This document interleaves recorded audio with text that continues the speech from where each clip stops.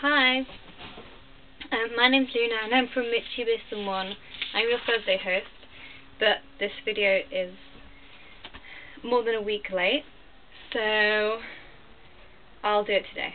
It's about spells and whether people should be doing spells written from books or make their own spells up.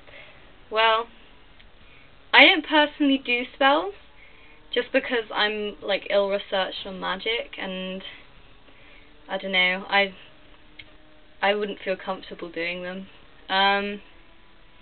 But for those of you that do spells, some of you, especially ones new to religions such as Wicca or Druidry, or you know, any new age thing that has magic involved with it, will soon find themselves on the path of magic and begin to question whether to do spells and whether it's right to do them out of books or just write them down. And many people recommend writing them down, but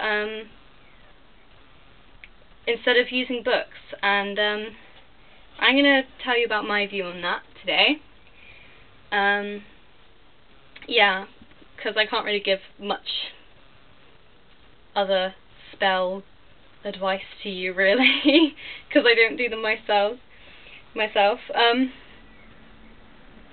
But what I can say is that spells don't have to always be like complicated and like really intricate as the ones that you see in books, and they don't have to rhyme, and they don't have to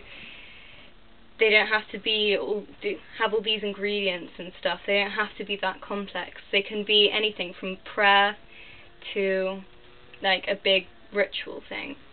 It doesn't have to be something fantastic. It can be something really simple as long as it comes from your heart and as long as you believe in it and believe that it's going to work. Because if you don't believe that it's going to work, then it's not going to work. Because although I'm very ill-researched on magic, which is something that I should start to research on, but yeah,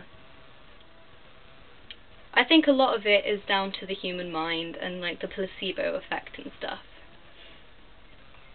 Okay, well, spells take a while to manifest, and like if you do a spell now, then it's going to take a long time for it to manifest, and some people believe that that is down to the power of your spell. So if you really believe that it's going to work, then it will manifest quicker, so to speak. So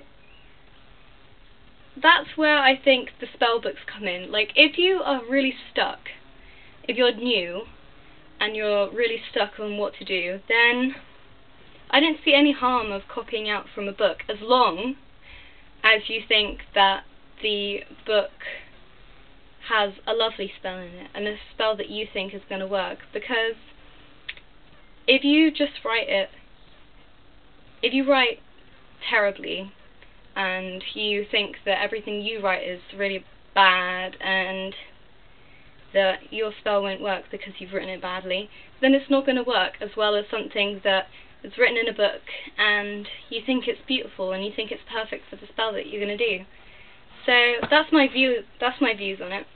And also, as I was saying, like, you don't need big fancy ingredients to do a spell. It can be anything. It can be just like words out of a book. It could be words out of your mouth, random words. It can be like a little prayer. And you don't need big fancy ingredients. When I did spells, when I was younger, if I didn't have the stuff in the books, I'll show you the books that I did. I've still got it.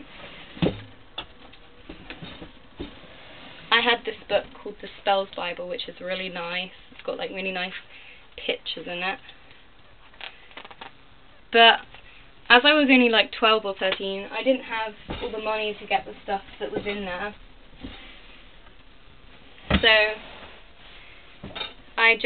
instead I switched the fancy herbs for like basil or something like that, something with the same properties but as easy to find in stores and stuff.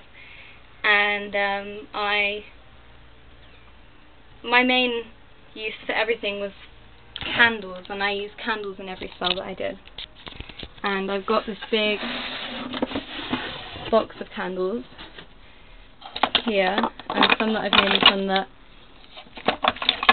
I got from a shop from like IKEA or something. But basically, that's all I used really sometimes. Like these little tea lights, and they don't even have to be coloured. I mean, some people think that you need like a coloured candle to do a love spell, like a red or a pink one. But if you have a white one, just say if you have, this is a tea light or something, if you like focus your intent of this love spell into that one, then it's basically going to work as much as the pink one. So usually I just used white candles in my one, but I always made sure that I hadn't lit them before if it's from a different purpose. Say if I used like this one as a goddess candle in one of my rituals, then later on I could come back to it and use it as a goddess candle.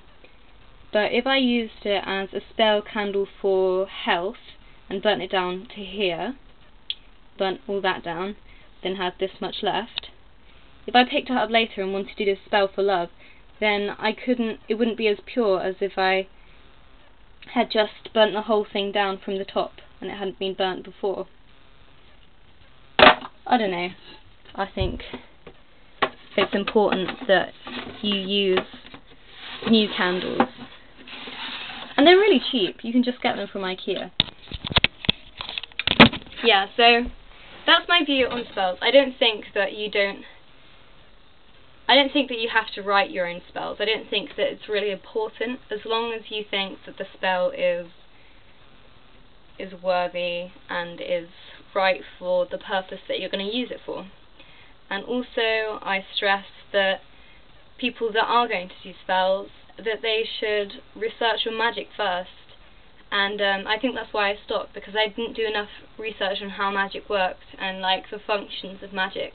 So I felt kind of uncomfortable carrying on doing magic. So I think it's really important to get your research done before you go off and do a big fancy spell. Alright then, see you later, bye!